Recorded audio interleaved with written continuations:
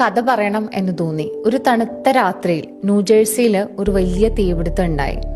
കത്തി നശിച്ചത് ഏതെങ്കിലും ഒരു കെട്ടിടം മാത്രമല്ല, തോമസ് എഡിസന്റെ ഗവേഷണ ലാബായിരുന്നു അത്. അദ്ദേഹത്തിന്റെ ആയിരക്കണക്കിന് പരീക്ഷണങ്ങളും കണ്ടുപിടുത്തങ്ങളും സൂക്ഷിച്ചിരുന്ന സ്ഥലം. ഫയർ ട്രക്കുകൾ എത്തിയപ്പോഴേക്കും കെട്ടിടമില്ലാതെ വർഷങ്ങളുടെ കഠിനാധ്വാനം, ദശലക്ഷക്കണക്കിനുള്ള ഡോളേഴ്സിന്റെ അത്രയും ചെലവഴിച്ചിട്ടുള്ള ഒരു റിസർച്ച് ലാബ്. എഡിസന് ആ സമയം 67 വയസ്സായിരുന്നു. ഇതാണ് അദ്ദേഹത്തിന്റെ അവസാനമെന്ന് ആളുകൾ കരുതി. അദ്ദേഹത്തിന്റെ മകൻ ചാൾസ് ഇങ്ങനെ ആ പുകയിലൂടെയൊക്കെ വളരെ പരിഭ്രാന്തിപ്പെട്ടിട്ട് അദ്ദേഹത്തിന്റെ പിതാവിനെ ഇങ്ങനെ നോക്കി. അപ്പൊ ഒടുവില് എഡിസൺ ഇതിന്റെ ഇടയിലൊക്കെ ആ തീജ്വാലകളുടെ ഇടയിൽ മാറി ഇങ്ങനെ നിൽക്കുന്നുണ്ടായിരുന്നു. ചാൾസ് അടുത്ത് നിന്നിട്ട് ഇങ്ങനെ ചോദിച്ചു, പപ്പാ നമുക്കിനി എന്താ ചെയ്യാൻ പറ്റുക എന്നൊക്കെ ചോദിച്ചു. അപ്പോൾ എഡിസൺ അവനെ നോക്കിയിട്ട് വളരെ ശാന്തമായിട്ട് പറഞ്ഞു, പോയി നീ നിന്റെ അമ്മയെ കൂട്ടിക്കൊണ്ടുവരൂ, അവളുടെ